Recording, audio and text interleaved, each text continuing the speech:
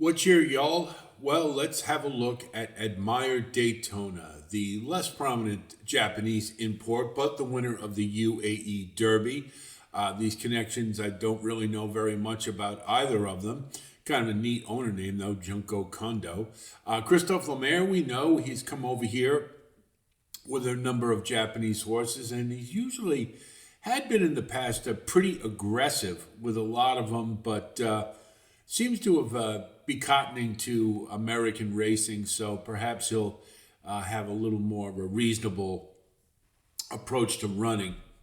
We'll take a look at the pedigree, and really interesting is that Dreyfong was a Breeders' Cup winning sprinter, an Eclipse Award winning sprinter, and yet has been a sire of many, not just one or two, many two-turn stakes winners. So this is and you'll see when we take a look at the average winning distance is 7.9, which is outstanding. So from a stallion point of view, I think the distance should be okay for Admire Daytona. Ice Pastel, not so much, kind of sprinter milers, but if you go back a couple in the dam line, you get Maple Jinsky, who was a hell of a filly in her own right, and she sired Sky Beauty, who won the Big Apple or the Triple Tiara for the Chief, Alan Jerkins. And so there is some stamina in there, although you have to go back a couple to get it. And Shackelford, not really he was, I know he won the Preakness, but he was probably best at, I think, a mile right around there. And Forestry was more of a sprinter. So, little questionable from the dam side, but again, Dreyfong being by Gio Ponte, he was a sprinter, but kind of, but he's been able to get to plenty of two-turn horses. So perhaps the distance won't be too much of an issue. And you also can factor in that this horse did just win a mile and 3/16 race. So we'll give him the benefit of the doubt and say he's going to be okay. You see that average winning distance for Dreyfong of 7.9, and again the dam at 6.5, so a little on the sketchy side. Obviously the same as with Luxor Cafe. Not a lot to go on in terms of the past performances. We did, in our post for Luxor Cafe, we did watch the Hyacinth Stakes where Admire Daytona didn't get off very well, but was able to get up for fourth in a halfway decent effort, I suppose, after a poor break. But we're going to take a look at the UAE Derby, which is the race that Admire Daytona won to get in. And you do see Don in the Mood, who also ran in the Hyacinth and was coming late, also ran in the UAE Derby. It was a pretty thrilling finish. I don't know how good a race it was, and of course that's really the question. The lone American entrant that of note was the winner of the Gotham, whose name I can't come up with. I'm sorry, but Flood Zone, rather. I'm sorry. And he laid an egg as we sort of expected. He didn't do much running, so kind of hard to gauge. But we'll take a look at the UAE Derby so you can judge for yourself the prospects of Admire Daytona. Okay, so here's the UAE Derby, and Admire Daytona is going to be right up at the front to start the race, so not going to be hard to spot. Ready now, and away. Shin Forever a little slow out of the machine. Same can be said. You see, Flood Zone was away pretty well and up amongst the leaders in the Watton Racing Silks, but that was about it for him for the most part. Admire Daytona right on the rail. Shin Forever, Heart of Honor midfield, and Dragon drops out. You see three of them right across. Detached from the field. 1,500 and change left to go. In the UAE Derby, it's Admire Daytona, who leads Rafid a narrow margin. Into third now, Galactic Star. He's able to opt in and get some cover now, coming in as the field splits apart. It was 4 lengths to Flood Zone. See a bit of separation, but Christophe Lemaire, he's pretty aggressive on the dirt. He has been at times. Then came Queen Azteca and Dragon now trying to reattach himself here with 1,100 metres left to go. Admire Daytona, the leader. He's coming clear by about a neck now to Rafid. Galactic Star gets closer. They certainly pack ranks here as they start to work off the back.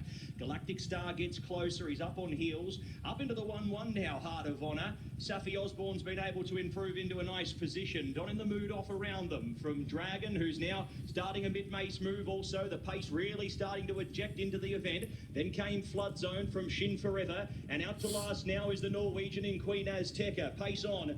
You got to like a horse's game when this type of pace, they went out to go rein in Admire Daytona, and they really couldn't do it. So this horse was very game, ran a big one.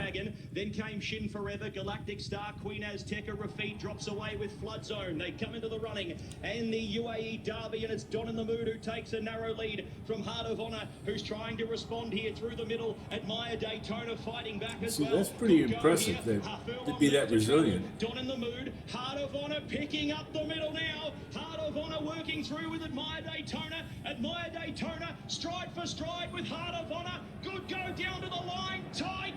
Admire Daytona maybe not. I thought Heart of Honor got it, but no. Admire Daytona, pretty determined effort. Heart of Honour's thrown a lunge in late. Next over was Don in the Mood from. So we'll take a first take. Positives, hard to find. I mean, you won the UAE Derby at a mile and 3/16. I think that's significant, you could say. We just don't know the quality of the field. I think Heart of Honor is a pretty good horse, and Don in the Mood isn't bad. But in comparison, just don't know what. But it is. I thought it was a determined effort, and it's always nice to see a horse get on the lead and at that distance and be able to muster up enough to still pull it off and win it. So from that perspective, I think that's a positive. Just don't know how that effort compares with American horses, and that's really the issue. Negatives, there are a lot of them. The running style. Do you think Admire Daytona can run that way and wire the field in the Derby with the likes of Citizen Bull, East Avenue, and Rodriguez? I don't think so. And I think that'd be a very tall order. If Christophe Lemaire reverts back to form and is very aggressive coming out of the gate, one thing he could do is impact the pace perspective for the Derby, but I kind of think that's about it. Class, again, we just don't know. Probably got to think that I don't think Flood Zone would have been a good indicator, even if he had run as well as he did in the Gotham. I didn't think much of that race, and I was pretty certain that shipping over to Dubai like that, he wasn't going to run well. So it's hard to know what to do with it. Top end, again, kind of in keeping. A 159 for a mile and 3/16 seems a little on the slow side. That would be an outstanding time at a mile and a quarter, but not at a mile and 3/16. The distance, more in keeping with, most of the races that Admire Daytona has run have been at a mile, and that was the longest he had run. And I just wonder if maybe that was just kind of a horse just sort of freaking on that day. I don't know. I mean, the pedigree still bothers me. I mean, the bottom, the dam side, just, I don't know. It just seems like this might be a little far. But again, Dreyfong, he's sired a lot of two-turn horses, so maybe he'll get the distance. Really, the question is going to be, can he do it fast enough?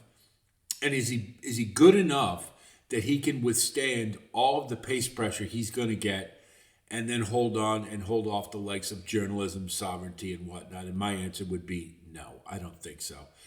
So that's Admire Daytona. I mean, it's a guessing game with him, but I don't know. I have a lot more faith, or a lot more a more favorable impression of Luxor Cafe than I do of Admire Daytona.